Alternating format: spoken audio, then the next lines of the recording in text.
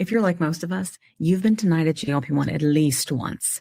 But did you know that less than 1% of denied claims are ever even appealed, even though the data suggests that over 60% of appeals are often approved? That means that people who should be paying $25 a month are instead paying thousands of dollars a year out of pocket, not necessarily because appeals don't work, but because the process is confusing and time-consuming. But that's where Honest Care comes in. You go to their site, and then you just start with a quick assessment. And then Honest Care will build your appeal with the clinical and medical arguments that your insurer needs to hear, and then guide you through submitting it. If you've been denied, don't stop there, because most appeals must be filed within 90 days. So don't wait. Go to findhonestcare.com/Kim to get your free assessment today. That's findhonestcare.com/Kim. Hey, Plus SideZ community, before we jump into the podcast, do me a favor, like, subscribe, and share if you haven't already.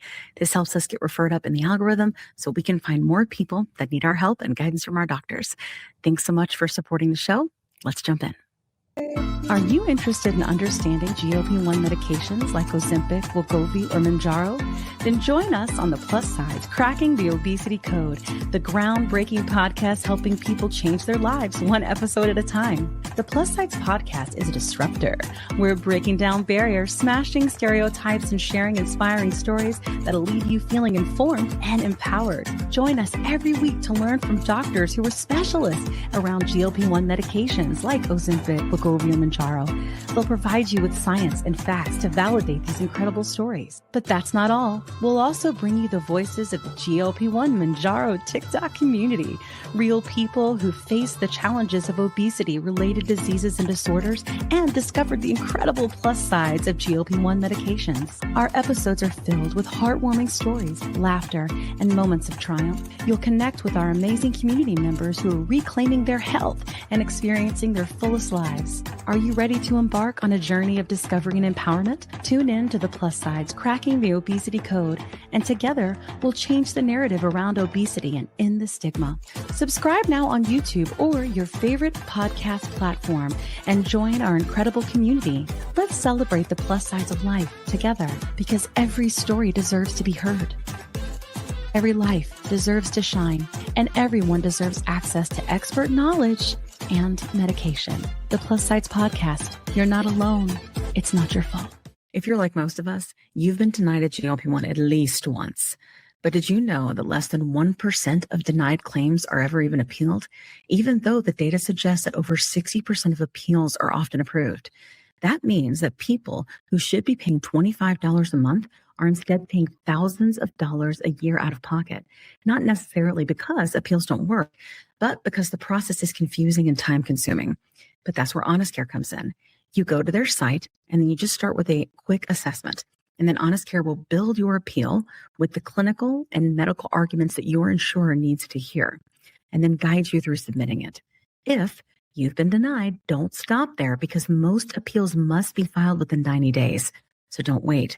Go to findhonestcare.com/Kim to get your free assessment today. That's findhonestcare.com/Kim. Want the fastest working GLP-1? For half the price, Ro now offers FDA-approved weight loss injections cheaper. With results you can see faster. Lose 15% of your weight with the formula from Eli Lilly that hits not one, but 2 hormones to curb hunger and nausea. Weight loss faster. Confidence higher. Price cheaper. See if you qualify at ro.co/TV. Welcome. We're at episode 11. Holy smokes! 11! I know. 11? It has not been 11 episodes. I know. Wow. 11 of the Plus SideZ Podcast, Cracking the Obesity Code. If you're new here, what are you doing? We've been looking for you. We're glad you're here, though. We're so glad you're here. We're Yeah. so glad you're here. We get about 100 to 200 new people every week. So we're stoked that you're here. But we're going to tell you a little bit about what this is about, a little bit about ourselves, and then we'll get started. So this podcast was born out of the TikTok community for GLP-1s, like support with obesity, type 2, insulin resistance, PCOS. We all met there. started taking these medications, which have completely changed our lives in many, many different ways and in different use cases is kind of how I look at it. And then we thought, you know what, there's so much misinformation out there or lack thereof information or incomplete information. We should try to have a podcast where we all come together, where we tell our stories, where our testimonials matter and they're not being cut and positioned for someone else's agenda to further it. So that's what we're doing here. So we are going to talk about a lot of different things, but we back it up with facts or science or data, to make sure Or that science. you know what we're, or science, yeah, to know that what we are saying is true. Anyway, so I'm Kim. I'm a nut. And we're glad to have you here. I currently take Wegovy. I've been doing this for about a year. I've lost 60 pounds.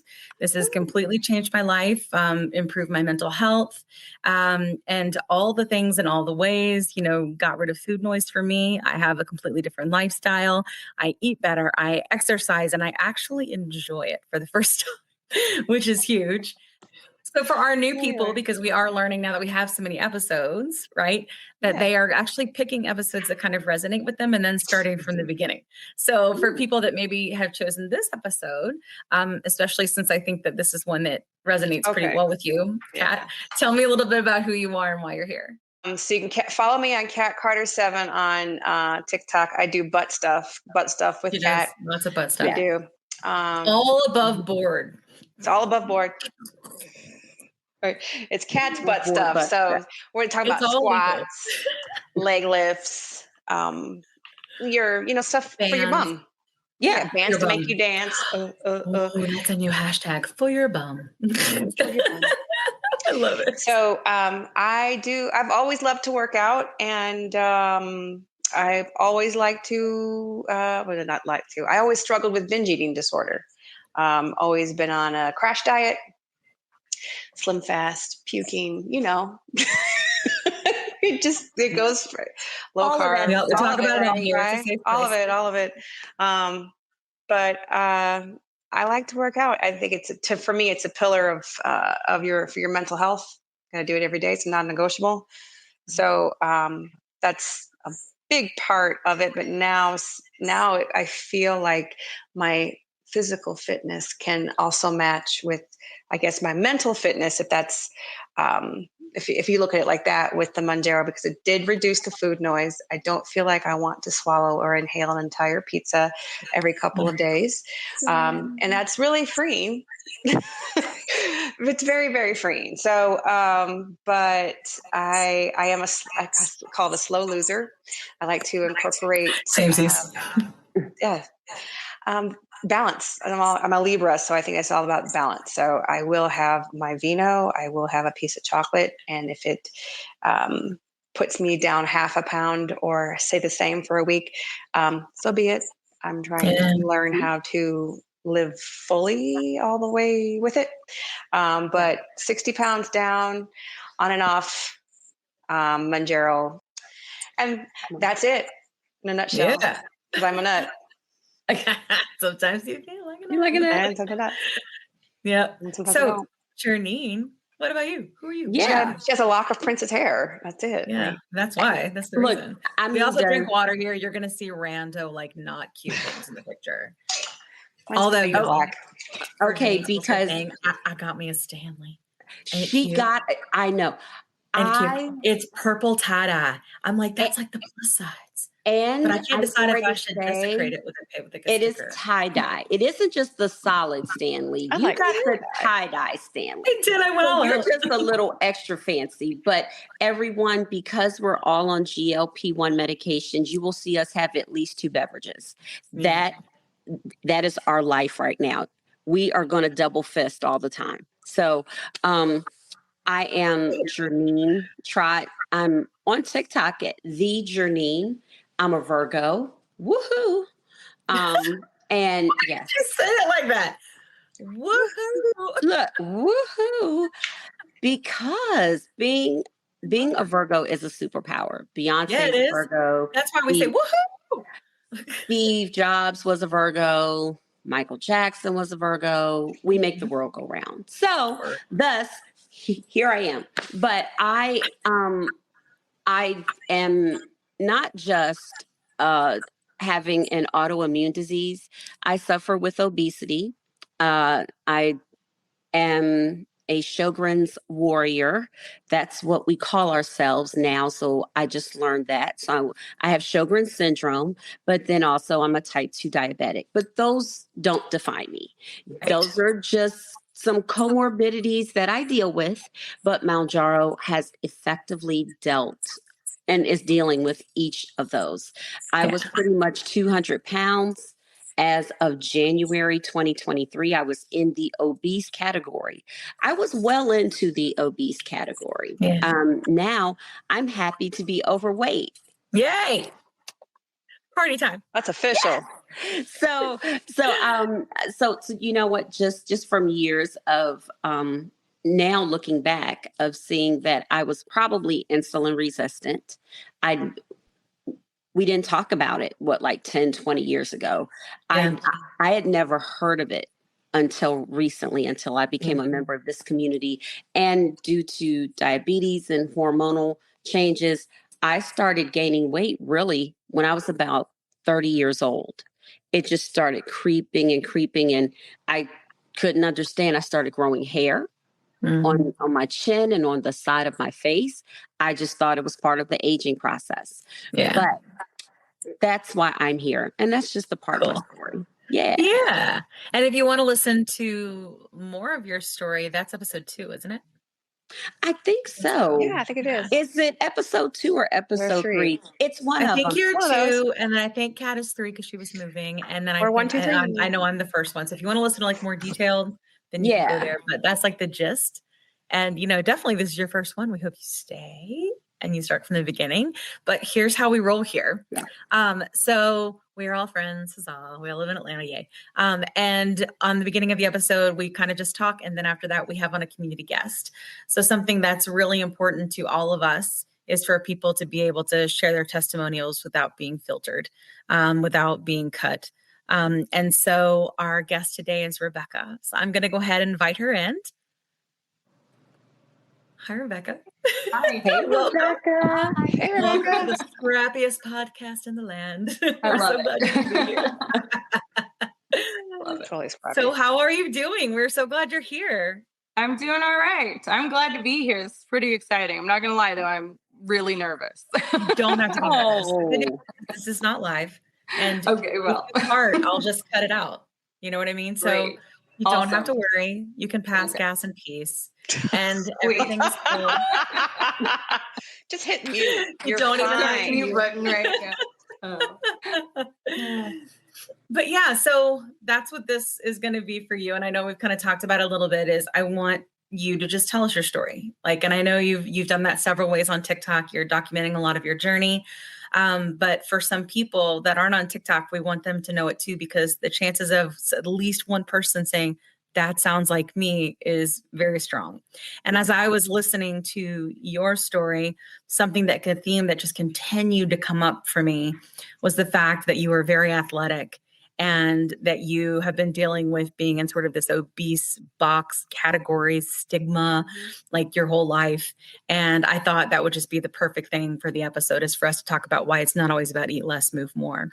And of course, we also have Dr. Matea Rentea that will come on after and talk about a lot of the clinical sides of this and why these things make sense. Hey, have you remembered to comment, like, subscribe, share, click the reminder bell wherever you're watching or listening to this podcast? If not, please do it now so that you can help us grow and help more people. We love you. Hope you're enjoying the show.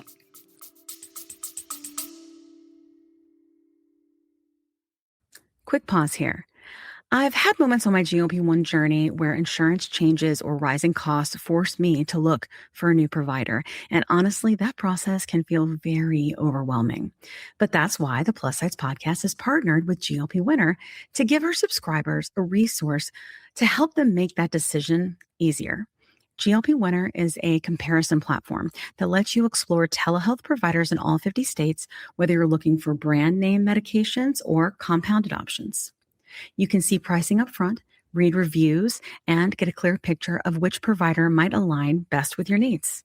Check it out today at glpwinner.com/plus SideZ. That's glpwinner.com/plus SideZ. Don't forget the Z. Let me tell you a quick story. I was telling Kat how I was regaining weight after my 100-pound loss using GLP-1 medications, and I was having snacky cravings and waking up at 3 a.m., and I had hot flashes, and I was worried.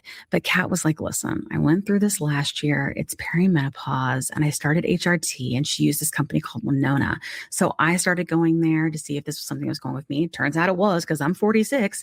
And it's been amazing. It's taken a while to find the right dose, but once I did, it's just been huge. I've been sleeping. I feel more myself again. And the hot flashes are gone, which is, geez, really bad. So I will tell you, it's just been so big for me. And so I wanted to partner with them on the podcast because obviously many of our listeners are going through the same age range and definitely are having these issues. And there's just no need for you to suffer. So if you go to the link that's in our link tree, you can click on that and save money. If you go there and you meet all the criteria, and this might be something for you to try. So I just want to make sure you had this great resource because it's just been such a big difference for me and Kat. Again, you can go to the link in our link tree and get what you need.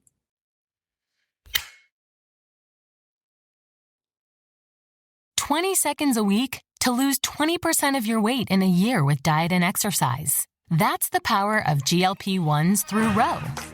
Ro helps find the medication that's right for you, based on cost, availability, and your weight loss goals. Losing weight with GLP-1s is possible through Ro. Hi, I'm Rebecca. I have my own TikTok. It is Rebecca on Mounjaro. And I have lost 60 pounds, 63-ish pounds actually, since I started in September 25th of 2022. I started out on Ozempic for 6 weeks. I lost about 24 pounds. I didn't do any exercise at that point. Then I had to get onto Mounjaro because I couldn't get Ozempic.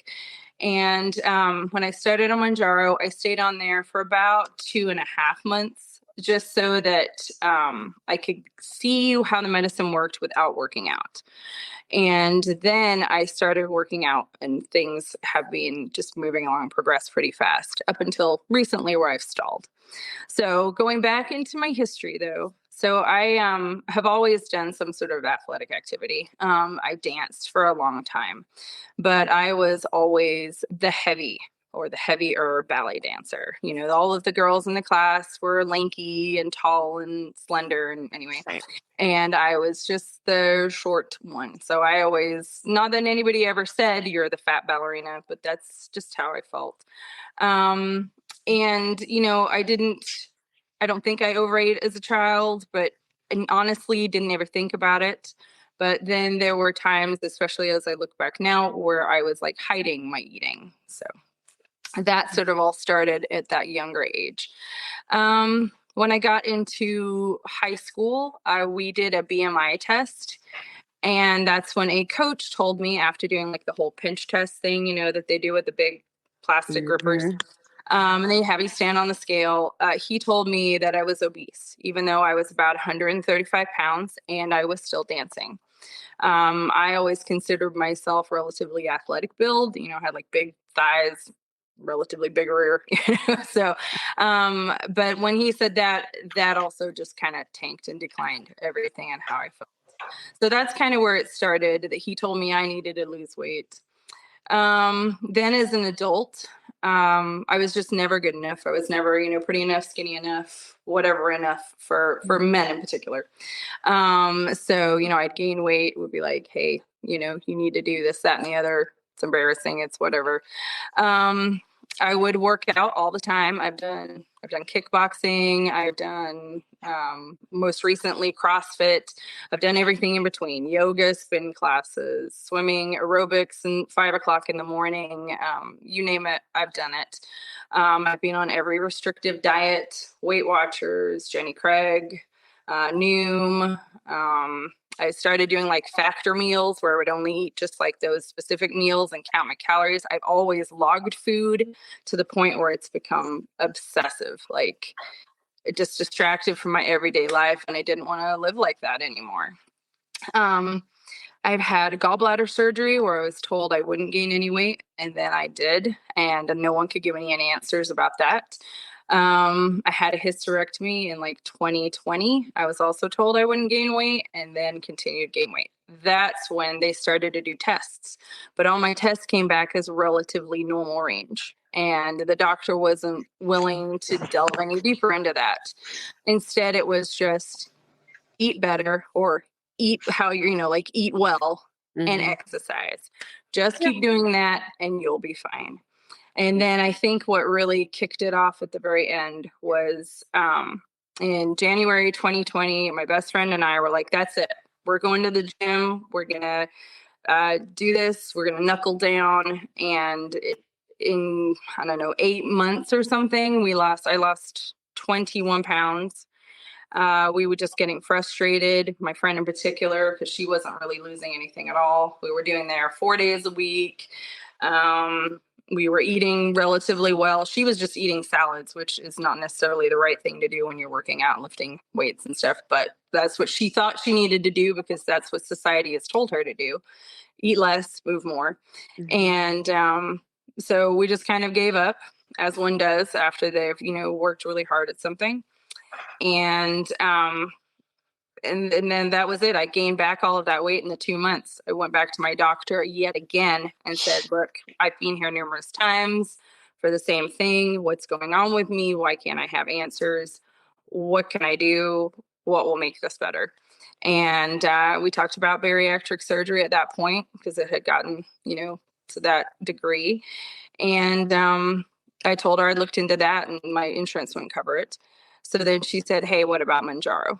And that's how it led me to this. And Mounjaro has been the only thing that has allowed me to move my body and eat right, but not restrict myself or feel like I'm, not living in the moment or being able to be happy or have a treat, and still lose weight and still feel good and be healthy. My mental state is better. And I think it's really important to get the word out about that. So that's kind of it in a condensed nutshell. Well, that was a great condensed nutshell. I tried not to make it 31 minutes again. No, was that what it was? I don't know. It was a long, yeah. Honestly, we were all texting about it and we were just enthralled. We thought it was so relatable. And, I think it's really, I remember that. But you and I are pretty close to the same age. So I remember that in high school when they brought out that pension thing. I remember that. And I was obese then. And I was also, I would say I was active, but I wasn't athletic. I was like always just average at kind of everything. And my mom was like, that means you're athletic, right? If you're average at everything. I'm like, I don't think so. I don't think that's what that means, but I was like that too. But like I did things in school and I was very active, but I was obese too. Now I have always been that way. It was more just like I wanted to be funny so that people like wouldn't notice, you know what I mean? But it didn't matter. I never could lose more than 20 pounds at a time, ever. And then when I got older, my magic number was 30. And that is if I white knuckled it really, really good, so I can totally relate why. And I was all over the place. I'm a social butterfly. Like I was all doing everything. So it wasn't like I wasn't moving. It wasn't like I was fat and lazy, but for sure, that's what people thought. And the only way I could find a way around that is to be funny. You know what I mean? Right. And I think we all kind of find different things. But you also mentioned some stuff, and if you don't mind sharing, around kind of like, and this is up to you, like I can cut it out, but if, around society and, kind of what the expectation was for you, especially like within relationships, or how you felt like, I remember you specifically talking about like not feeling you were either too big or too small. Like, and it was always like you were not enough or too much, know? And I remember that in your story and that really like hitting me. And if you want to share about that, I can imagine others may feel that way. Yeah. There's one time in particular, and I hate telling this story because I feel my dad never meant it, I don't think, to be hurtful. Yeah. But I had just had my second kiddo. I think he was about 6 months old. And I got all dolled up for dinner and I went down to meet my dad and my stepmom. And he turns to me and he says, oh, wow. And, okay, I was divorced at the time. I had my kiddo. We got divorced. So I was single. And he goes, Rebecca, you could have any man you wanted if you just lost weight. Oh. And I was like, Dad. Right. Like he was trying to be encouraging, and he was trying to say, hey, you could meet a great guy. But it was like, oh my God. And the killer part about that now is I was 175 pounds, which wow. I would give my right arm to be back to 175. Same. Right. But yet my dad has been one of the first people to say, now that I'm at 185 pounds again, he has said, wow, you look so skinny. You look great. So tell me how that is. And then when I was 135 pounds, my gym teacher is telling me I'm obese, but yet at 185 pounds, people are telling me I look great. So it's like, there's so much, I mean, and I don't know how you do swearing on here, but it's a mind fuck. I mean, no, we swear. Totally is. Okay.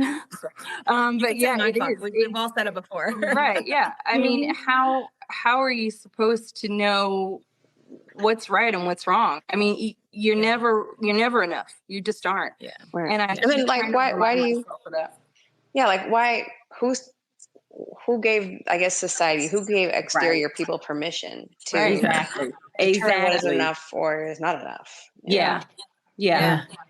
And I recently had, like a guy at work. I think it was almost like he was trying to degrade my weight loss. Like he was asking me questions about it and he was excited, but then he said something degrading about it. It was like he didn't want me to have that high in life or feel good, So it does seem like when we do lose weight that people just don't always know what to say, especially if it was evident that we were quite large before, as opposed to like, I think 10, 20 pound kind of weight loss comments, especially on these medications and all the controversy around them. Like it drives me insane when someone will say to me, keep it up. Right. Because all I hear when they say that is you are not enough and you haven't done enough yet. And it reminds me of every single time I ever failed before. Absolutely. But they don't always know what to say. And that seems to be, and like, just like you said, your dad was probably say, you are so freaking fabulous. And men are what they are. And if you were to lose a little bit of weight, you could get it whoever you wanted. But it came across like, just shit, Right. My dad one time told me I ate 2 pieces of bacon and 2 eggs and a piece of toast. And he told me I ate a lumberjack breakfast. And it was stuff like that. And he probably didn't mean it. Like he's trying to give me like, I would say like a lens of what health should look like. Right. But all I heard was you're too much. You're eating too much. You're too much, and that stuff just doesn't help. Now I have a lot of grace for my parents, too, because I don't think my dad meant to hurt my feelings, but it did. And those kinds of people, I think too, part of the conversation is it's also not okay. Just tell people they look great. Just tell people they're doing well. Like you don't have to go into this like really weird stuff, Right. Exactly. And the fact that people even have to find out what it is you're doing, it speaks to the fact that we've been doing it wrong. Do you know what I'm saying? Like all of us have been doing it wrong. Yeah. If we have to have a new conversation every time you lose weight about what you're doing, clearly eat less, move more was not the solution because you're having it again. And you're feeling like you need to ask somebody else about it, Anyway, sorry, tangent. I just Rebecca think and I are friends. but I think Rebecca's story and almost all of our stories kind of go into if this is the right word, the warped sense of beauty that society has and really had, but it's evolving and, has had for women. And it's like, no, you don't have to be stick thin, but for some reason that was the standard of beauty. Yeah. And I think we're all trying to, be accepted in some way and be what we thought the best version of us was. And that was to be thin. But it's like, well, who was, beauty magazines to tell us, well, this is how you should be looking. Okay. Well, are you saying I should look emancipated? I mean, Right. Yeah.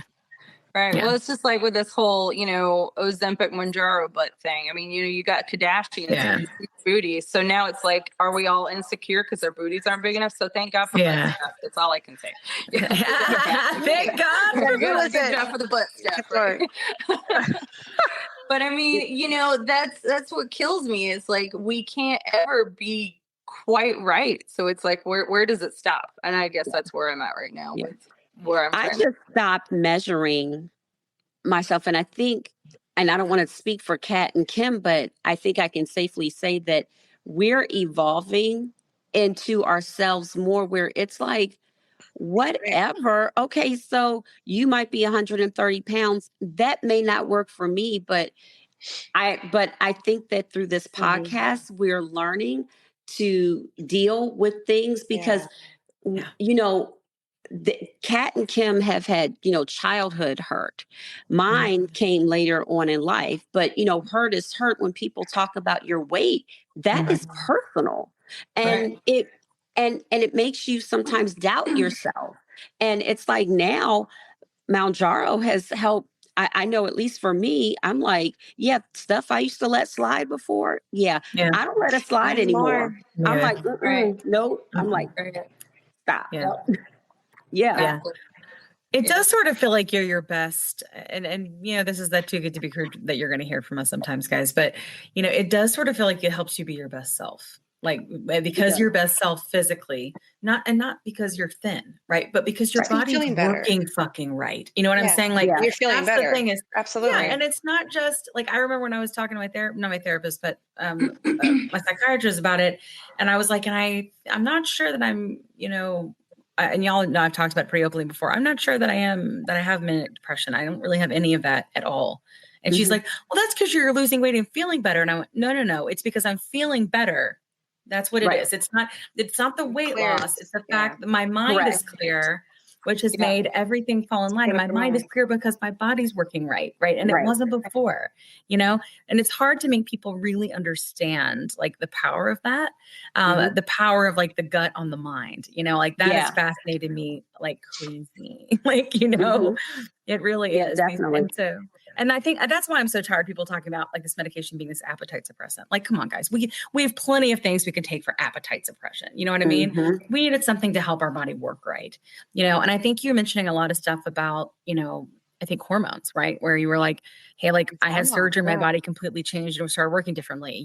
I had, 2 different surgeries where that happened and that people weren't necessarily looking deep enough. And I think that's something that we may also see too. I don't know about you guys, but until you go to specialists, that's when they're like, let me look a little deeper. Let me look a little deeper, because, general practitioners, they don't necessarily have the time to do any of that because they see so many patients, But so I think it's just interesting to hear, like, we hear these commonalities, like the fact that you were always, very physical, and like Kat is like that too, right? She was always very active. Like she really was. And like the fact that you were a dancer and all that stuff, it's like obesity doesn't care. Like it picks whoever, like, you know what I mean? It doesn't matter what your background is, what your body was like originally. It doesn't matter what race you are, what gender you are. Like it will come for everyone. It's going to come for you. It will come for you. Like that's the thing, that it is sort of universal, which in a way can help connect us, right? So I really appreciate you telling your story. It means a lot to us, and I know that there's somebody out there that feels very similar, and it'll be nice to hear somebody for them to know they're not alone, and for the next part, we're going to talk about why it's not their fault. So now we know, but who really knows? Dr. Matea Rentea. Heck yeah. And she's back. Hey.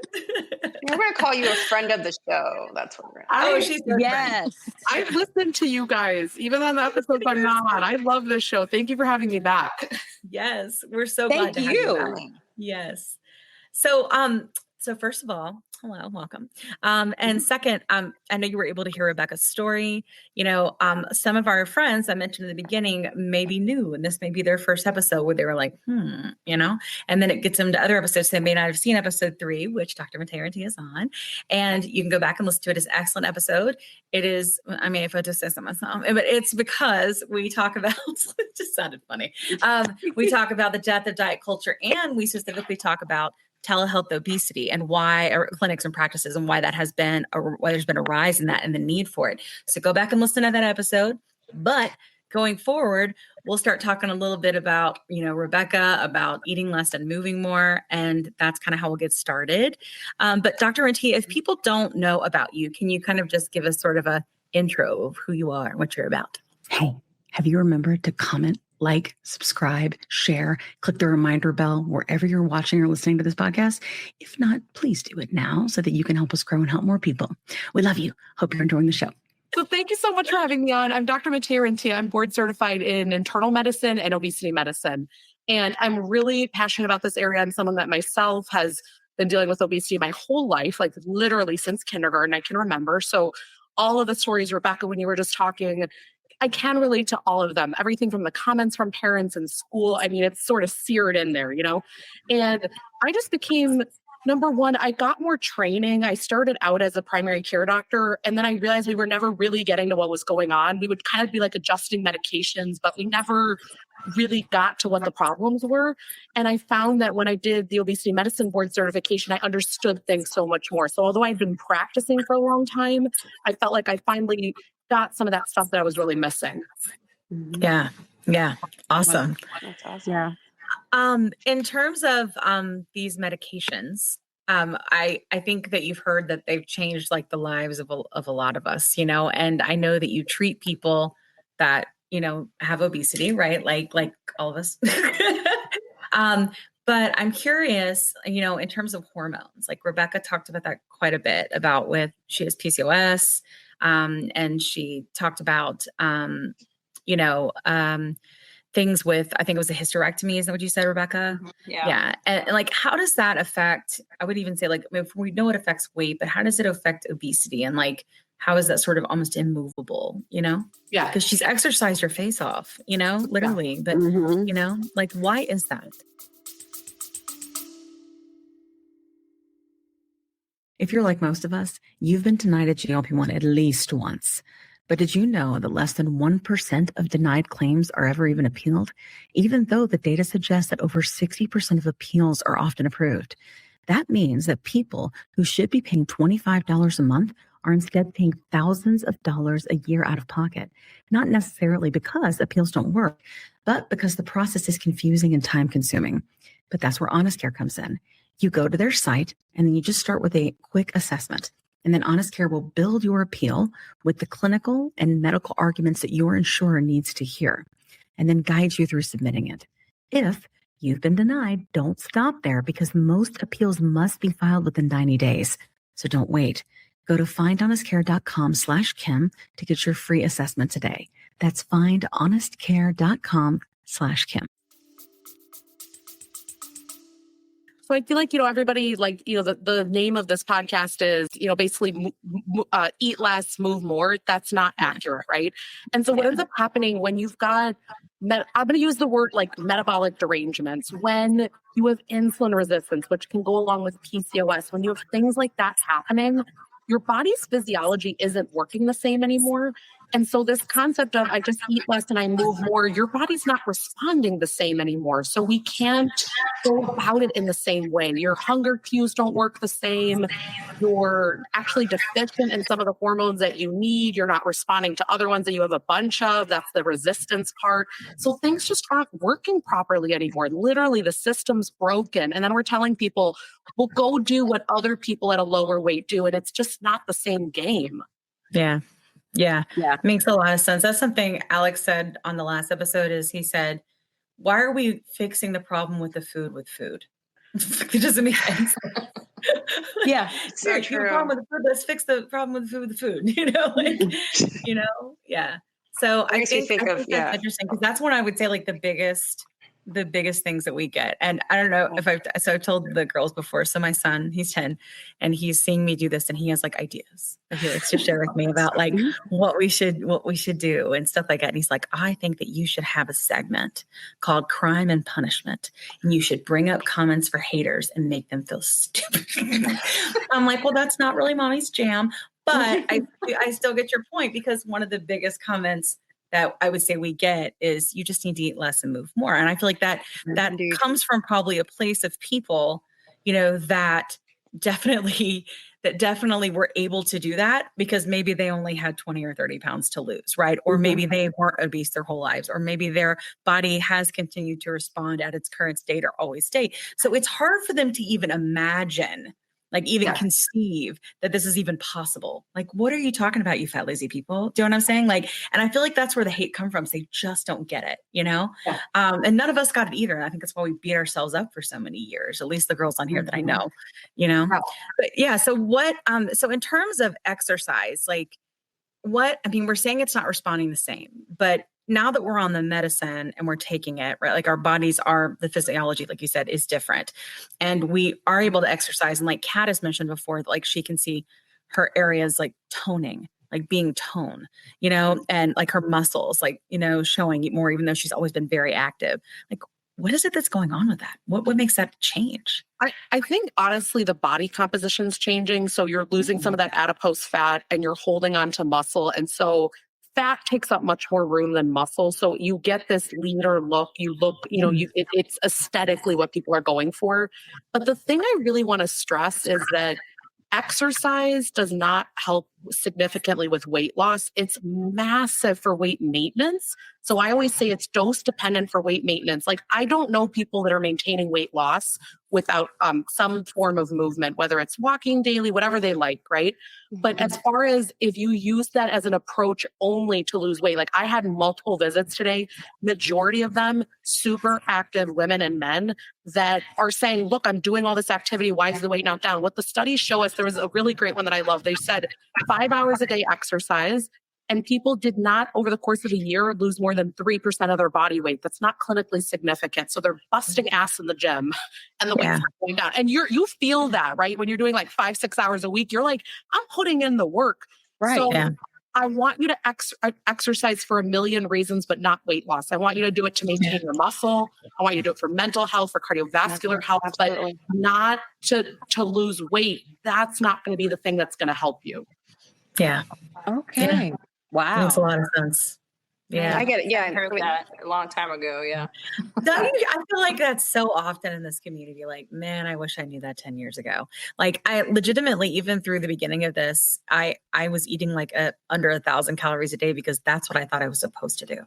Because I come from diet culture, right? I come from eat as less as possible, eat cabbage soup, you know, like I come from that world. And when I realized that my body wasn't losing weight, I was able to learn, actually, if you fuel your body will use that. And then you can lose weight. But if you starve it, it's not going to let you, you know?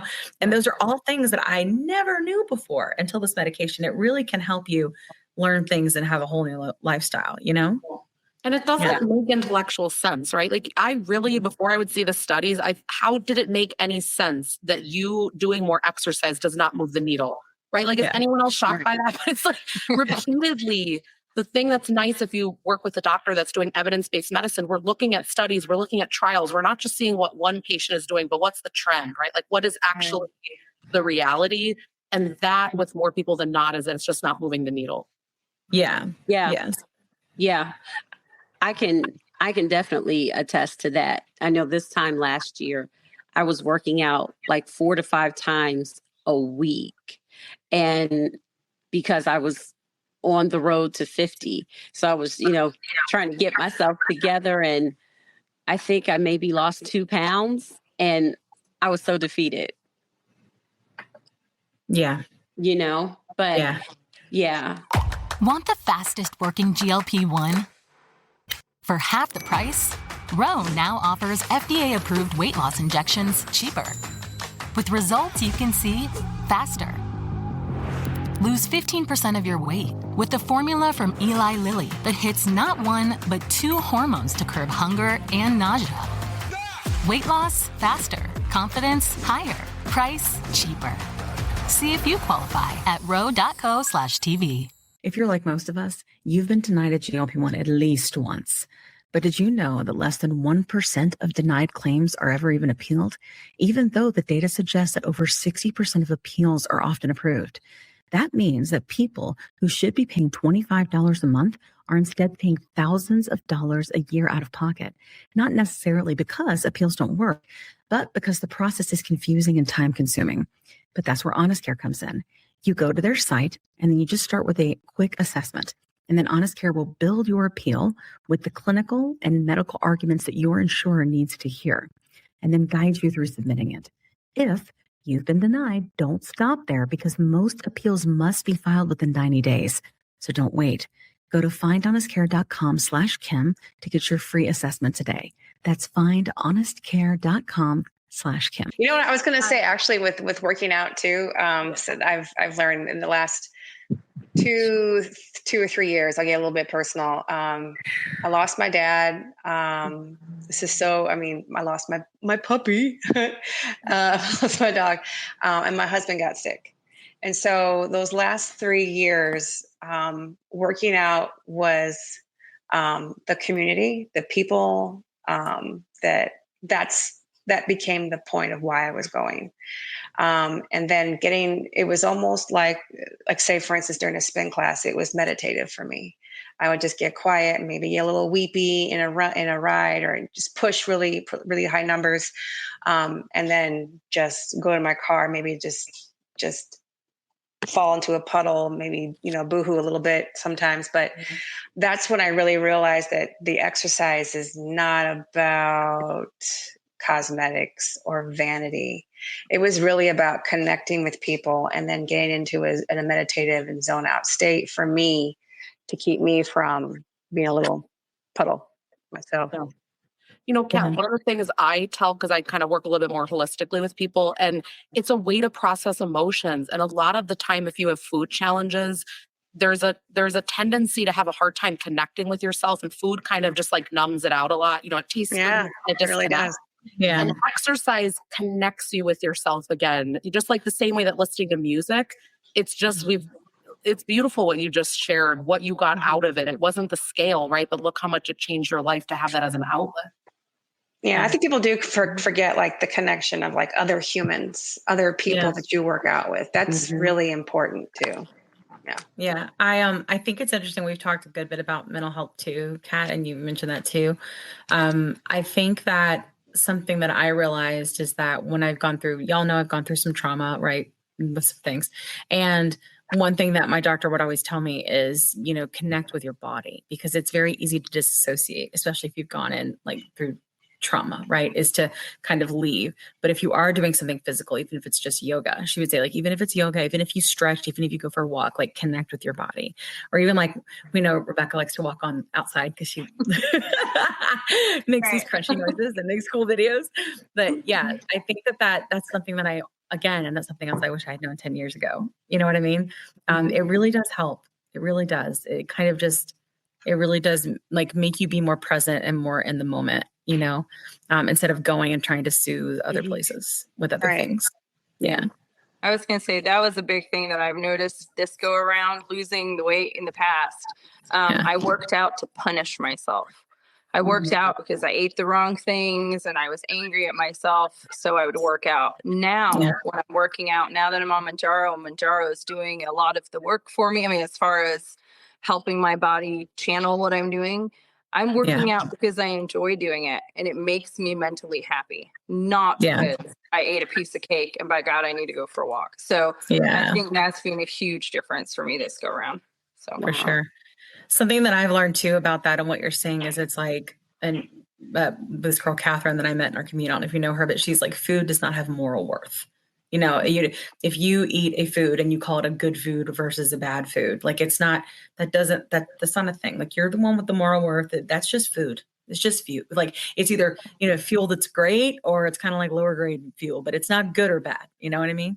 And that's been a big part of my healing too. I think with the connection with the food, because I don't know about you guys, but I for sure had a complete sever of emotional tie to food. And it was like overnight. I woke up and I did not know what to do with myself. Like it was it was just like someone just cut a cord and I didn't know how to get dopamine or anything. So I had to relearn all of that. And honestly, I learned it through our community because other people were going through similar stuff, So, I mean, it's really fascinating what these medications can do, Yeah. And speaking of like, say, mental health and how it correlates, I'm going to kind of just build out onto actually a question that I did have for you was for Dr. Rentea is would that be, is that part of the pillar of all of the aspects of, I don't want to call it weight loss, but obesity treatment, the mental health, the exercise? What kind of things, what elements do you factor into the whole spectrum? Yeah. There are a few really big pillars of, I always say weight management. That's the term I like to say, because I like to think we've got to manage this for life. You know, you're going to have some periods that are great and other periods where you struggle, but there's nutrition, what we're eating, there's exercise or movement, there's behavioral health, meaning how we're thinking and feeling and sort of how we're processing the world. There are medications, and then there's surgery. And I'm sure there's another one that I'm forgetting, but those are, sort of big ones. And the challenge is, like, all of us don't have problems in all the areas. And that's like the thing that's tricky about it. Yeah. So everyone assumes, let me tell you, when I see someone new, the story that they've always been told is that people always think that they're eating horrible food in massive amounts and sitting on the couch. And that's just not true for everyone. Right. And so I think the main thing is, when you're looking at this, it's like, what areas could I work on that can be beneficial to me, that I'm willing and able to do? But not everything is going to have to get overhauled. So some people, I find, maybe their nutrition's actually great, but they're stressed out 24/7. They hate their job. They're really just, they're high cortisol 24/7 due to that. So that may be something more to work on, are like stress management techniques, even more so than what they're eating. I mean, you have to look at, or if they're not sleeping, that's massive. So it's like, where is it that life is not supporting you and it's showing up as weight that you don't want? There's usually a key there that's playing into it. Yeah, that's a really good point. I wish someone had said that to me 2 years ago. It makes me think also, like, so with like addiction counseling, giving yourself like maybe like personal goals versus like being focused on, like, say, the addiction, which I would argue we probably all have a little bit of a food addiction, right? I have a TikTok addiction. It's serious. Too. Yeah. I'm getting help for it. But like actually giving you like goals to work on for yourself, or like maybe projects, things that you put off because you've been isolating or maybe numbing. Would that fall under mental health? That does. So I want to give you an example, because I just thought of this as we were talking. So one of the ways that I first entered this space was through me getting weight loss coaching, because I thought, this was before I found obesity medicine. This was years ago. And I said, there has to be another way, because I'm having a hard time with my weight and I'm a doctor. And, I was looking at this. One of the things that we did in this program, so we looked at how to process emotions and how to do all that. But one of it was building out hobbies. Now, some of you might laugh. You're like, oh, don't you have hobbies? I had no hobbies. Like, there was nothing. And she had to say, this was a doctor that was running it. She was like, a hobby is not something where you're making income. A hobby is not something where you are, where you're being productive. It's just fun. You're just being it. It does, you don't have to explain it to someone. And I had to like rack my brain for what that would be. So that's building out the tools of what other aspects of life you like, because often, like, food just gets such a center stage, and it's not your fault. Like, it's very normalized, right? That we have a dessert after dinner, or you go out to eat with friends. Like, a lot of things are food centric. Yeah, so for sure. Right? Like, if you stop valuing that, okay, you don't have any of this other stuff built out. So I actually had to spend time, like, I enjoy taking a walk. I'm going to make a scrapbook for my kid. I'm going to just sit in silence. I really like sitting in silence. Like, I don't get enough of that. I consider that a hobby. I think moms can attest. Yeah. So like, building out those kind of things, they matter, because those are, then other ways to relax. But for me to say, don't use food, it's a very triggering thing. Yeah. Right. Yeah, I can see that. Yeah, absolutely.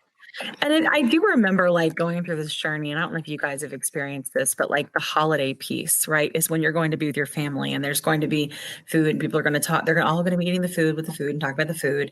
And you don't want to eat the food because you just really don't want to eat the food. It's not like you're trying, like when you're dieting, you're like just trying everything you can to stay away from the food, right? Or if you're like giving yourself some celebratory day and then the next day you're going to, abuse yourself in the gym to make up for your bad choice, but I always wondered, like, it was at the beginning of this, it was very much like a dread. I dreaded what that was going to be like, and it was incredibly uncomfortable. right? Because I knew people were gonna be like, try this. I don't want to, and I was still trying to figure out that whole emotional connection severing situation that I had going on with food, and then now it's different. Now I'm able to be like, it's fine if I the food. It's not a big deal. It's just a piece of food, but it took me a long time to get there. Have you guys experienced that with like family get-togethers or the holidays? Yep. Yeah. So usually family, you would drive me to eat. But, yeah.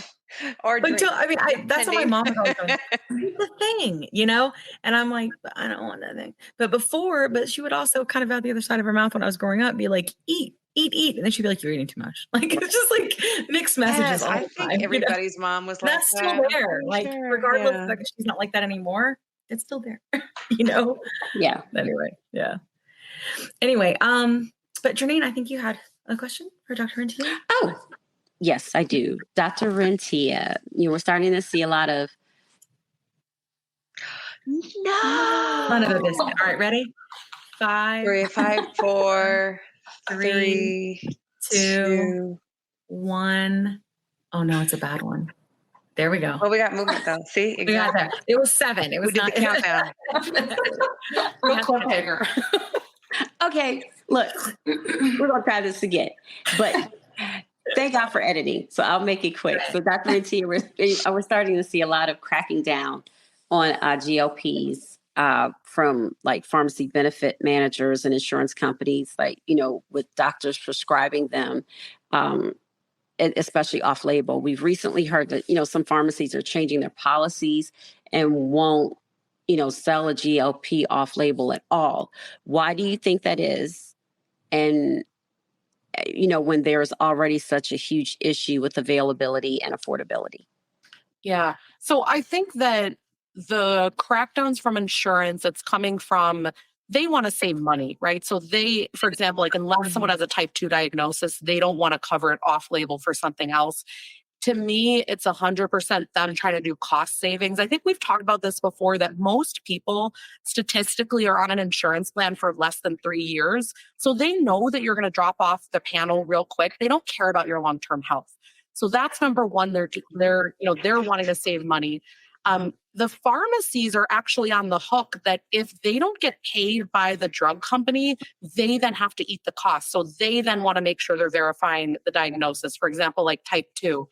But as far as, I think they're still letting people, if they're doing cash pay, purchase it, even if it's, not with that diagnosis code, like if it's off-label for weight management.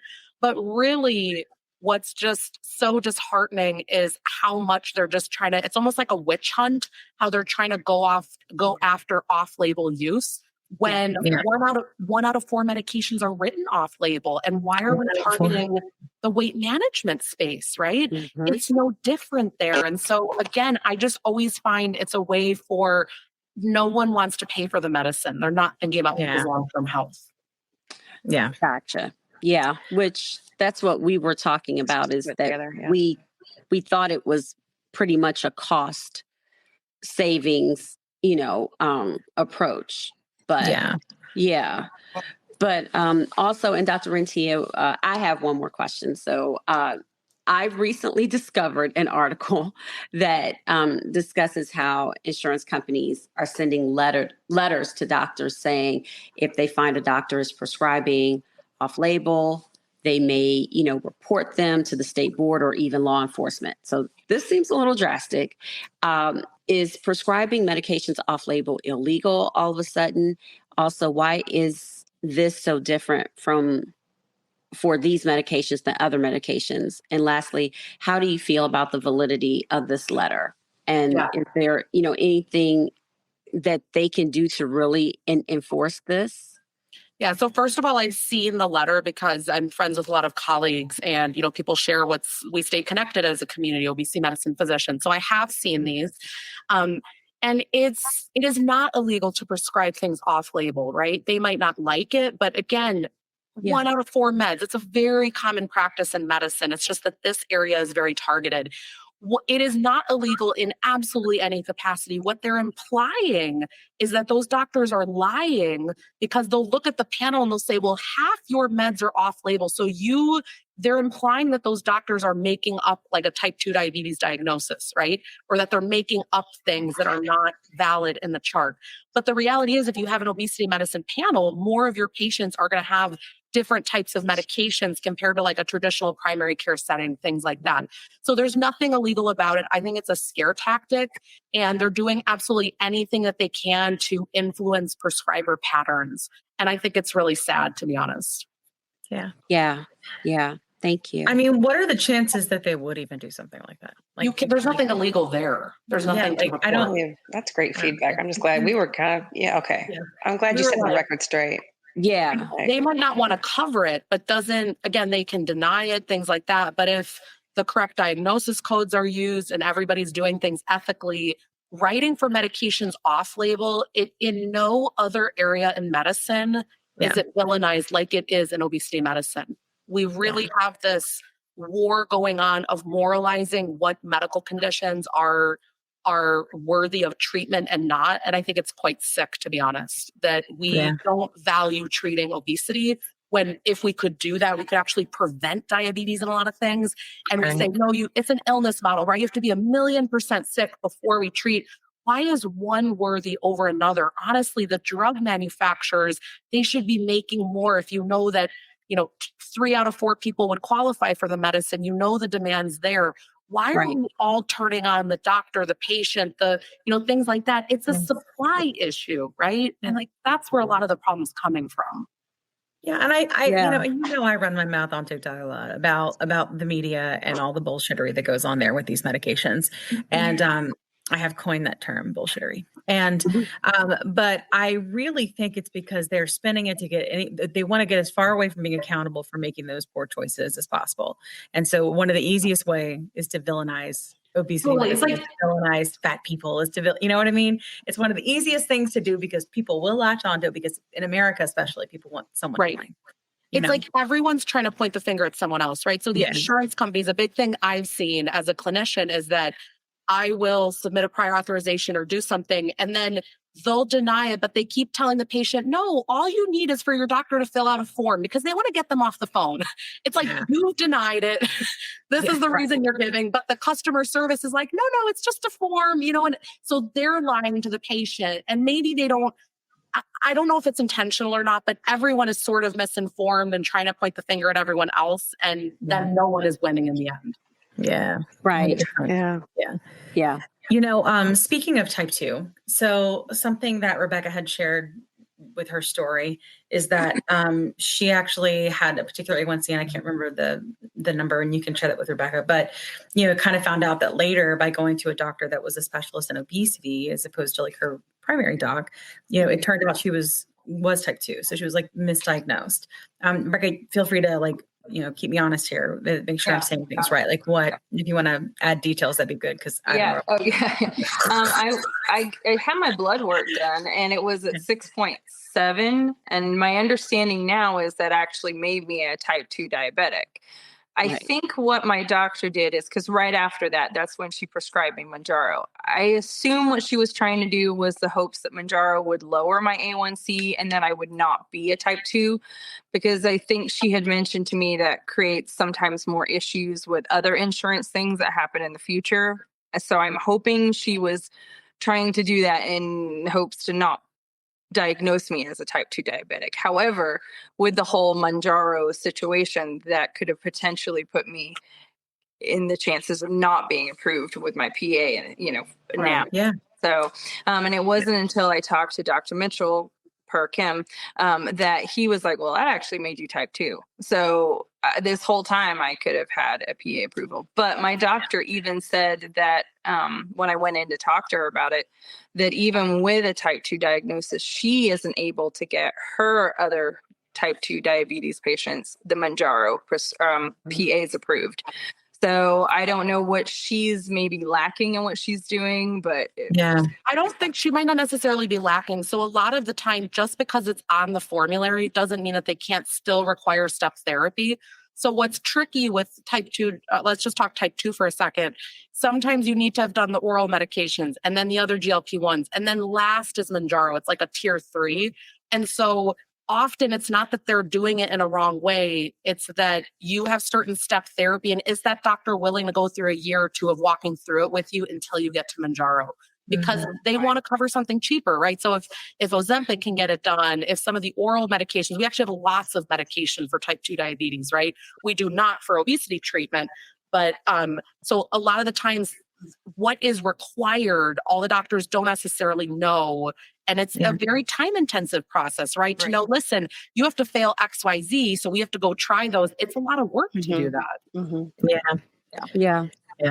I think that's like also what it seems. And I remember, I think it was a video of yours, Dr. Rentea, where you were like, GPs, they see like doctors every like 15 minutes. They don't have enough time, like with how they practice, to be able to sit down with you and have these like in-depth conversation or be doing these really complicated PAs for a complicated disease, and I think that that's an example, I think too, of like, I mean, I have both now. Like, it wasn't until I recognized through this process that I do have obesity. I do have many other related things because of it, that I want someone for the rest of my life to oversee the obesity piece. I still love my general and they have a place in my life and my healthcare.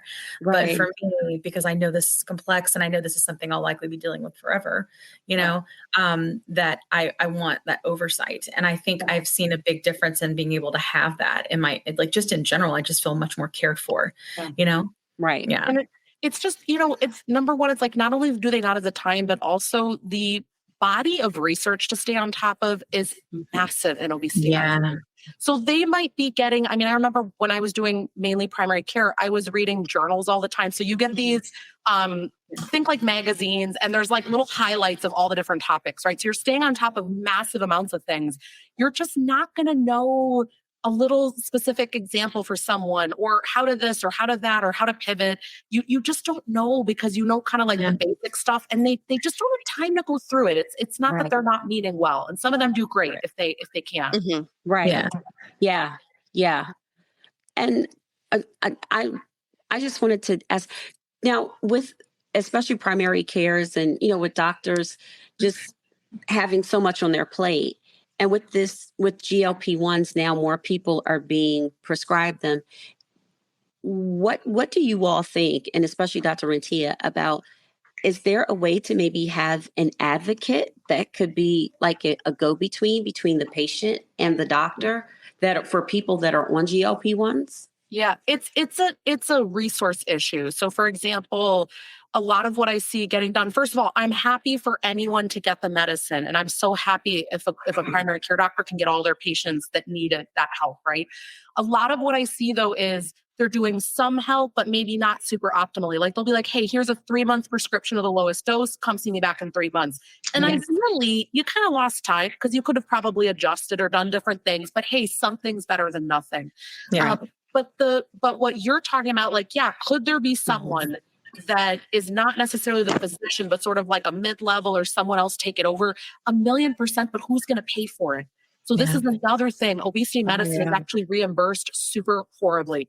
And so the reason that people end up going and doing like cash practices like me, it's because you cannot deliver the level of care that you want if you're sort of doing regular reimbursement, because it's not reimbursed at a specialist level. It's reimbursed regular, if not even that, because you're spending even more time for the certain level of code that you're using.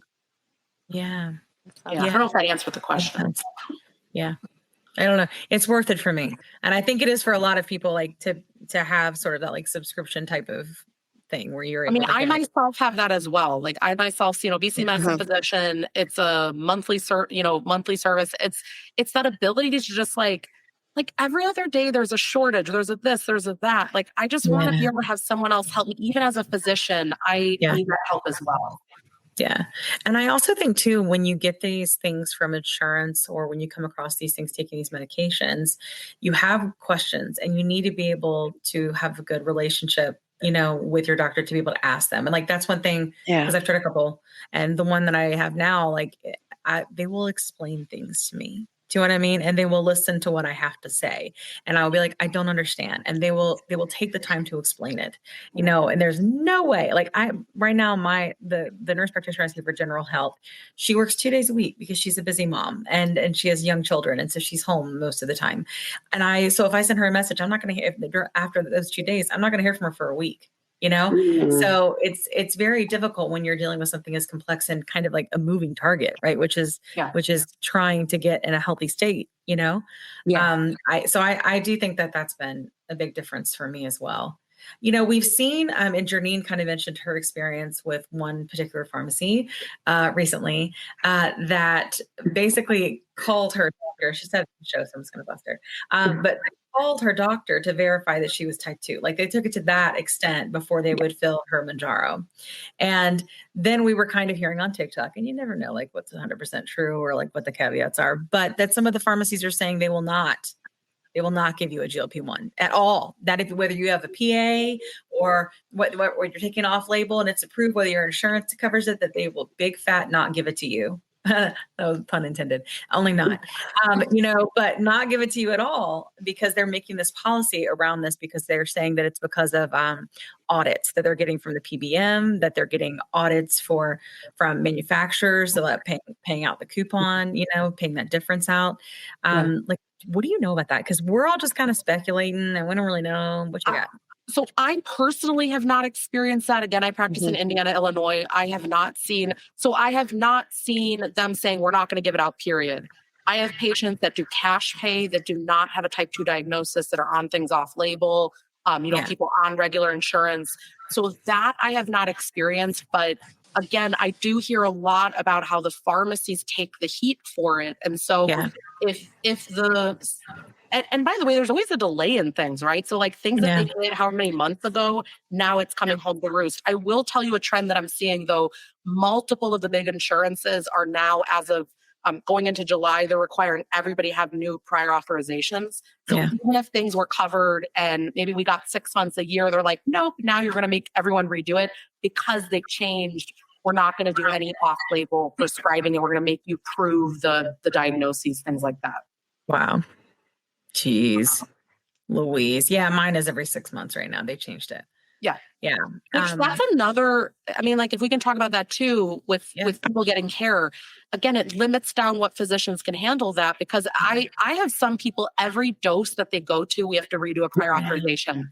And I thought it was a joke. I'm like, is this for real? Because these new things pop up out of nowhere, right? Like they're not happening. And then suddenly everyone, you're like, why are we suddenly I thought we just handled this last month.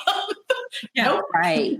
Yeah. And they do continue to change things. And we kind of made a joke last episode. We were like, it's funny, like when you see terms and conditions for like these savings cards and stuff, it's basically like, we reserve the right to change anything we want at any time. Anytime. Let's deal with it. Everything can change, but you're seeing more people that need a PA for every dose. And I've been hearing that some people need it every month.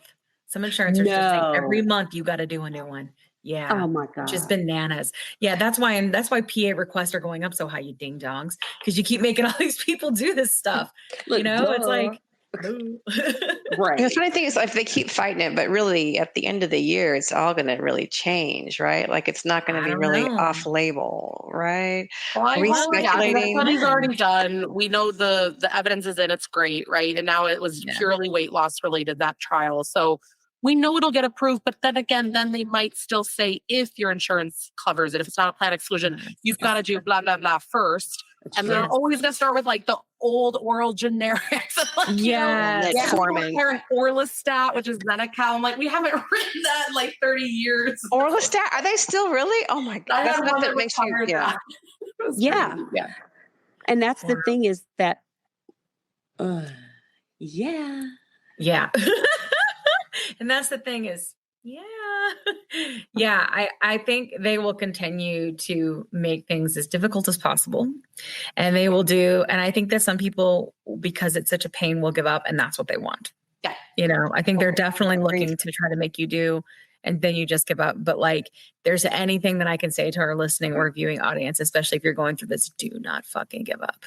This is not that thing. This is not the thing you give up on. There are other things you give up on. Maybe you give up on the cake. You know, there are other things, but getting the medication that you need for your health is the thing you don't, you know, because it is not your fault. They have proven it with science. It is not your fault. If we can get everybody, like if just don't stop. You have like a movement like that. That's what we're working on. Like get yourself a team where they keep doing these things for you, right? Because you yourself cannot be appealing it and running after it all the time. But if your doctor has a team behind them, they will be able to just keep doing these things. That's just part of what is needed. And if you don't have that, it gets really hard. Yeah.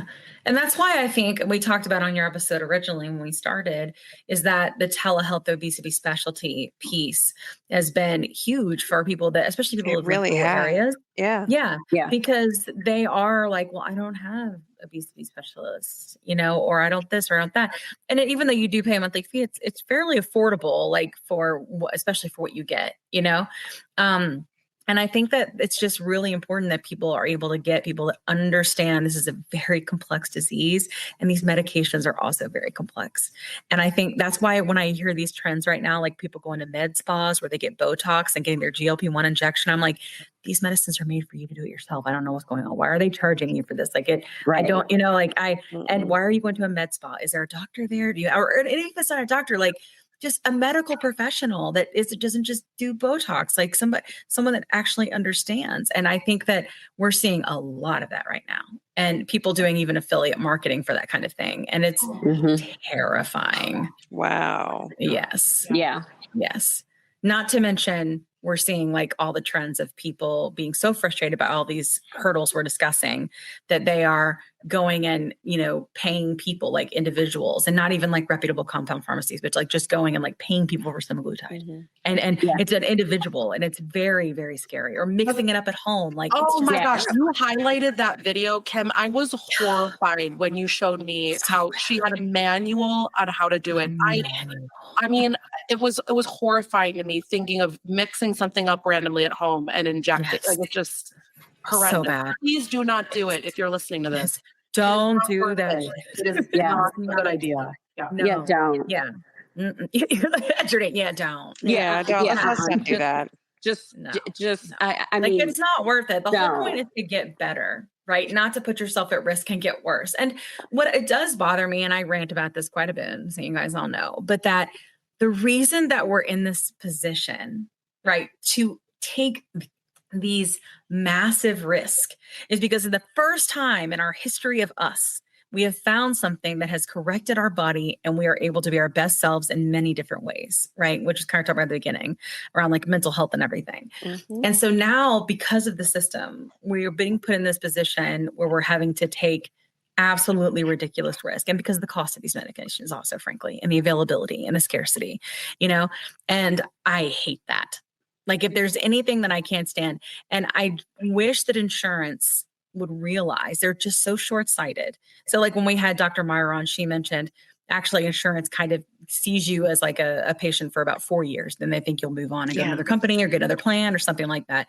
So when that happens, they don't necessarily care about the long-term health. What I don't get is if 40% of America is obese, it's right. The next guy or next girl or whatever comes right behind them has the problem, and the other insurance kicked them down the road too. So it is everybody's problem. And I wish they would just realize that, because when people go and they make these very scary decisions to do these things that we're talking about, and then they come back and they have now hurt themselves another way, insurance is going to have to pay for that.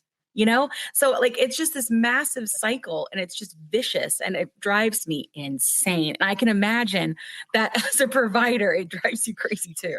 You like me, you're having a very like for the greater good. What can we do, and how can everybody be helped? And that's not how these people think. No. It is not. They do not care. No. Could it be kind of like teetering on like, say, not conspiracies, but like just the theories? Like, is that not enough money to be made in that? Is there more money to be made in diabetes medication for actual straightforward diabetics? I don't think like that. I think the main thing is that we still, despite years and years and years of this being an official diagnosis, people still think that it's, you're not working hard enough, you don't have enough discipline. Yes. And I really think that the tide will turn in our lifetime where it's totally accepted, the medication's covered.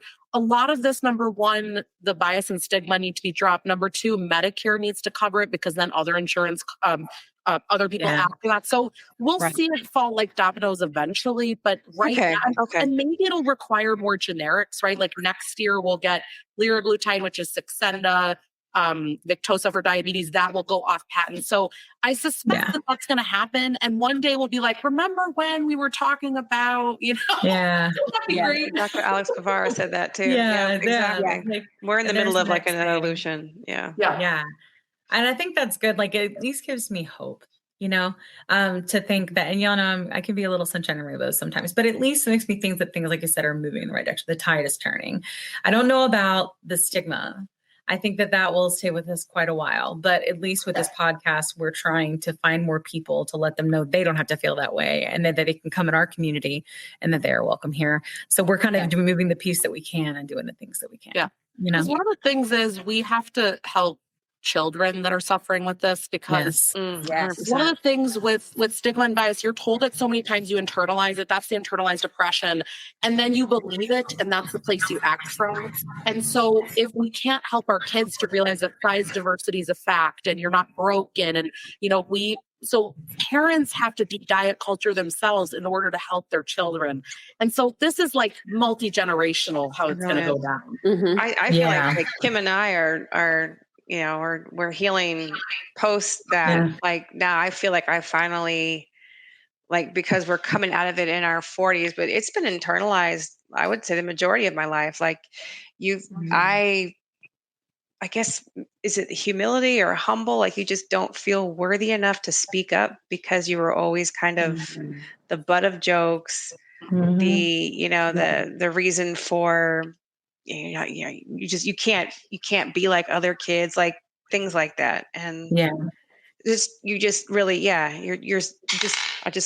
you broke my earring. And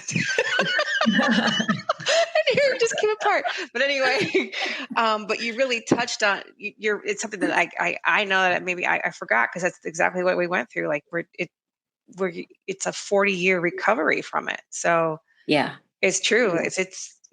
The kids going through this now, it's crucial. Like, give them the self-esteem that we didn't, we just missed. Sure. I mean, it's like, and then when we had that one episode where we talked about childhood obesity and, Kat and I obviously can relate, but where we were talking about, like, there are actually pediatric specialists that specialize this. And like, he explained to us like what use cases were around that. And he was saying like, maybe we don't do a life threatening surgery on a child. Maybe we treat them with the medication, and we had never, before that conversation, I was like, but it's important to have the conversation, science has progressed so much now. And those are precious years, and so important. And I don't know if, again, like looking back, if it's something that I would have done. My mom was really big on her brain has not developed yet. She ain't taking anything. So I don't know, but I also think that's kind of maybe an old way of thinking in a way. So for a 12-year-old, but I don't know. But I think it's time for us to, like you said, try to get ahead. Maybe that our children don't have to deal with the same things that we did, even if it's society based or medically based. Yeah. Well, this has been grand, despite said technical difficulties. Awesome. We've had a good conversation, I think. But thank you so much for joining us again, Dr. Rentea. We really appreciate you being a friend of the Plus Side. Thanks. And joining us to help us. Yes. We really want to be able to validate, the experiences that we have so people don't just dismiss us. And so your knowledge really does help that. And we're going to try to do everything we can to change things. So we really appreciate your time. Love that. You guys I love your podcast so much. Oh, we love yours too. Kat and I would listen to it too. Yeah, we do. Yes. And I recommend it all the time in my lives. I'm like, and before we go, because I'm going to ask you this because I'll forget. If anybody hasn't listened to Dr. Matea Rentea's podcast, please do. And also, what are the 2 episodes on your podcast? Because I reference them on my lives a lot that specifically talk about all of the medications used for weight. Yeah. There are 2 episodes and they're very, very good. And what season and what are the episodes? Yeah. Do you remember? So So first of all, the podcast, I would love if any of you guys want to listen to it. So if you're someone that you want to learn evidence-based things about medicine, I throw in there a little bit of some of the mindset things, but I try to keep it a little bit, not boring medical, but just kind of help out with a little bit of just. Oh, it's super helpful. Right. Like what's happening. So it's called The Obesity Guide with Matea Rentea, MD. And the episodes that you're talking about, it's right in the beginning. It's like, I don't know, I would say like 3, 4, but it's part 1 and 2. So it's right, like go all the way back to the beginning, past the little first intro. And I did that to begin with because I knew that people were just going to want that. So part 1, I go over all the medications. And then part 2 is kind of where can you find an obesity medicine doctor? What are some of the things that logistically, can you combine meds? Can you this? Can you that? So those are really like the nuts and bolts. If you want an introduction to oral FDA approved weight loss medications as well as injection, everyone's always talking about injection, but there are other options, even if your insurance doesn't cover it, that are generic. Like just open your mind that there are options you might need to tell your doctor. So I have a lot of people that actually tell their doctor about it, and then their doctor listens and then they help them. Wow. Yeah, because that's fantastic. Unfortunately in this area, and we know, like we've learned through this process, that it's actually, in terms of medicine and specialties, it's kind of new. Like it's not like, so because of that, there's not enough knowledge out there, and certainly not a lot of, medical professionals that are going and getting board certified. So I think if you're able to advocate for yourself, which is another reason we do this podcast, right, is for you to be able to understand that it is okay to respect and demand a certain level of care. And unfortunately, sometimes that's going to be educating yourself so you can educate others, you know? What other places can we find you on social media? Yeah, perfect. So I am most active on TikTok and Instagram. Those are the 2 where you can find me. So it's Matea Rentea, MD. That's where I'm everywhere. I know I need to do YouTube and other things. There's only so much I can do. So I get it. We really get it. Ask me questions, you can leave them on videos, things like that. I do a pretty good job on TikTok, like getting back to majority of those, just a really easy way between my day to kind of get back to stuff. And also Instagram is more like written stuff if you like that. But otherwise, I'm really doing videos. Yeah. I like the videos too. It's good stuff. Awesome. Well, thank you so much for joining us again. I will include Dr. Rentea's socials and a link to her podcast in the show notes so that you guys can watch it if you like. It's wonderful. And but thank you so much for coming. And Rebecca, thank you so much for joining us today and telling your story. Thank you guys for having me. I appreciate it. I get messages every episode from at least one person that says, that sounds like me.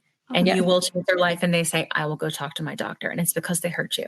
So thank you for coming and sharing your story and being vulnerable. You're welcome. Thank you guys so much. Thank you. Thank you so much, everyone. Well, that was fabulous. Right? Oh my gosh. Oh my gosh. Like despite technical difficulties. I know. Technical difficulties abound. I love you. Yeah. But I thought it was a really good conversation. And especially like even with Rebecca, and like, I think it's important for us to talk about too, like when a doctor is looking at your blood work and they don't want to label you, but that label may be what you need to get the medication and the care that you need. And that was a perfect example, right? Because I think that not all doctors realize, especially we know about type 2, which is, it is chronic. And chances are once you've gotten to a certain A1C, you're always going to have to manage it. It's not just going to go away. It's not curable. You'll manage it with food or you'll manage it with medicine or whatever. But even like we talked about that, right, when we had on Dr. Tumor, she's like, you can turn your blood sugar around with one meal, but, if it's at the point where they're tracking it monthly and they're giving the A1C, like that's very, very important, So I think, unfortunately, we're going to have to do a lot, I think, as a community to be educated in our areas so that we can advocate for ourselves. I really do, Yeah, definitely. Never stops. Yeah. Sure. Well, I think we've spent quite a lot of time together tonight, so we can do some classic sign-offs if you guys have anything to share. I am always just going to say that you're not alone. It's not your fault. And I'll always say hasta la pasta. What about you, Kat? I have been going through this book of quotes by women, and I found one that was awesome. And it's by Georgia. It's Georgia O'Keeffe. She says, I've been absolutely terrified every moment of my life. And I've never let it keep me from doing a single thing I wanted to do. Awesome. Wow. So true. You know, it's funny you say that. That's a scared. really good quote. I actually say that on my lives a lot when people say, I'm scared to start. I'm scared to start. I'm Yeah. like, well, your doctor got you the scared medicine. too. It's in your hand. So Yeah. you decided based on data and facts somewhere along the way to do Right. it. And so it's natural to feel afraid, but don't do it don't not do it because you're afraid. Like if there's evidence to back it up, go for it, you know? Yep. Exactly. Exactly. I What get about you, the Jenny? same thing. Yeah. About fear, but Yeah. you all know what I always say. It's a marathon, not a sprint. Yep.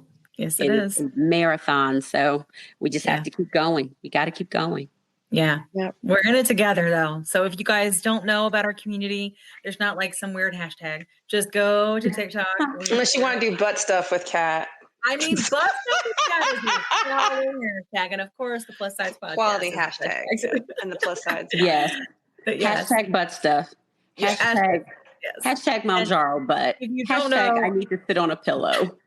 my handle on TikTok is weird. It's Dinosaur Monkey Farts Kim, because my son made that up in 2020 when we were doing digital learning, and I was like out of my mind, and I joined TikTok, and I just haven't changed it. It's just always going to be Dinosaur Monkey Farts. So if you want to follow me there you go. There's not a whole lot of Dinosaur Monkey Farts out there, so I'm pretty sure you can find it.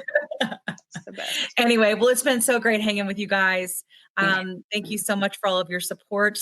Oh, and we have to talk about the website real quick. So if you go to our website, which is the Plus SideZ, don't forget the Z.com. It's a play on Plus SideZ in case you don't know, if you're new. Mhm. We have a merch store. So our podcast is completely driven by people donating their time, and we don't have sponsors or anything like that yet. And we're continuing to grow, which is grand. But if you would like to go and purchase something from the merch store to support our show, that would be excellent so that we can continue this obesity advocacy and educational effort that we are trying to do. We want to change things, and we are trying to get as loud as possible. So if you want to go there and pick out some cute swag, because I'm marketing, I pick out some cute stuff. A great water bottle for the gym. Yes. Mhm. That's what I'm looking forward Check to. it out. It is there. It's a good time. We've Yeah. already had several people go in and get things, which is nice, because We it'll help us appreciate get it. all of our fees Good. for all the things. Thank you. But you know that I love a good V-neck t-shirt. So Yeah, girl, I got you when it's on the way. I can't wait. Kat, there's a water bottle. It's got your I name on it, can't not really, wait. but it's on the way. I can't wait. I'll put my name All on it. right. All right. Thanks, everybody. Have a great night, and we will see you next week. See Awesome. ya. See you next week. Hasta la pasta. If you're like most of us, you've been denied a GLP-1 at least once. But did you know that less than 1% of denied claims are ever even appealed, even though the data suggests that over 60% of appeals are often approved? That means that people who should be paying $25 a month are instead paying thousands of dollars a year out of pocket, not necessarily because appeals don't work, but because the process is confusing and time-consuming. But that's where Honest Care comes in. You go to their site, and then you just start with a quick assessment. And then Honest Care will build your appeal with the clinical and medical arguments that your insurer needs to hear, and then guide you through submitting it. If you've been denied, don't stop there, because most appeals must be filed within 90 days. So don't wait. Go to findhonestcare.com/Kim to get your free assessment today. That's findhonestcare.com/Kim. Today's episode is brought to you by Ro, a telehealth platform that's changing the game of GLP-1 access. What sets Ro apart? Ro understands the challenges of navigating insurance hurdles and the skyrocketing prices of GLP-1 medications. That's why they specialize in getting insurance approvals for GLP-1s. And if insurance is a barrier, they go a step further by prescribing brand name zepbound vials for prices close to those of compound GLP-1s. With Ro, you're not just getting a prescription, you're getting a partner in your journey that's helping you access affordable treatment and guiding you every step of the way. Whether it's insurance approvals or cost-effective alternatives, Ro is here to make sure that you get the medication you need. Visit ro.co/plussides with a Z today to see how they can help you take control of your weight management journey with affordable, accessible care. That's ro.co/plussides with a Z, making healthcare work for you. Check out the link in our show notes for more details. Are you interested in understanding GLP-1 medications like Ozempic, Wegovy, or Mounjaro? Then join us on the Plus SideZ Cracking the Obesity Code, the groundbreaking podcast helping people change their lives one episode at a time. The Plus SideZ Podcast is a disruptor. We're breaking down barriers, smashing stereotypes, and sharing inspiring stories that'll leave you feeling informed and empowered. Join us every week to learn from doctors who are specialists around GLP-1 medications like Ozempic, Wegovy, and Mounjaro. They'll provide you with science and facts to validate these incredible stories. But that's not all. We'll also bring you the voices of the GLP-1 Mounjaro TikTok community, real people who face the challenges of obesity, related diseases and disorders, and discovered the incredible plus sides of GLP-1 medications. Our episodes are filled with heartwarming stories, laughter, and moments of triumph. You'll connect with our amazing community members who are reclaiming their health and experiencing their fullest lives. Are you ready to embark on a journey of discovery and empowerment? Tune in to the Plus SideZ Cracking the Obesity Code, and together we'll change the narrative around obesity and end the stigma. Subscribe now on YouTube or your favorite podcast platform and join our incredible community. Let's celebrate the plus sides of life together, because every story deserves to be heard. Every life deserves to shine, and everyone deserves access to expert knowledge and medication. The Plus SideZ Podcast. You're not alone. It's not your fault. Let me tell you a quick story. I was telling Kat how I was regaining weight after my 100-pound loss using GLP-1 medications, and I was having snacky cravings and waking up at 3 a.m. and I had hot flashes, and I was worried. But Kat was like, listen, I went through this last year. It's perimenopause, and I started HRT, and she used this company called Winona. So I started going there to see if this was something that was going with me. Turns out it was, because I'm 46. And it's been amazing. It's taken a while to find the right dose, but once I did, it's just been huge. I've been sleeping. I feel more myself again. And the hot flashes are gone, which is, geez, really bad. So I will tell you, it's just been so big for me. And so I wanted to partner with them on the podcast because obviously many of our listeners are going through this same age range and definitely are having these issues. And there's just no need for you to suffer. So if you go to the link that's in our link tree, you can click on that and save money. If you go there and you meet all the criteria, and this might be something for you to try. So I just want to make sure you have this great resource because it's just been such a big difference for me and Kat. Again, you can go to the link in our link tree and get what you need. Today's episode is brought to you by Ro, a telehealth platform that's changing the game of GLP-1 access. What sets Ro apart? Ro understands the challenges of navigating insurance hurdles and the skyrocketing prices of GLP-1 medications. That's why they specialize in getting insurance approvals for GLP-1s. And if insurance is a barrier, they go a step further by prescribing brand name zepbound vials for prices close to those of compound GLP-1s. With Ro, you're not just getting a prescription, you're getting a partner in your journey that's helping you access affordable treatment and guiding you every step of the way. Whether it's insurance approvals or cost-effective alternatives, Ro is here to make sure that you get the medication you need. Visit ro.co/plussides with a Z today to see how they can help you take control of your weight management journey with affordable, accessible care. That's ro.co/plussides with a Z, making healthcare work for you. Check out the link in our show notes for more details. Are you interested in understanding GLP-1 medications like Ozempic, Wegovy, or Mounjaro? Then join us on the Plus SideZ Cracking the Obesity Code, the groundbreaking podcast helping people change their lives one episode at a time. The Plus SideZ Podcast is a disruptor. We're breaking down barriers, smashing stereotypes, and sharing inspiring stories that'll leave you feeling informed and empowered. Join us every week to learn from doctors who are specialists around GLP-1 medications like Ozempic, Wegovy, and Mounjaro.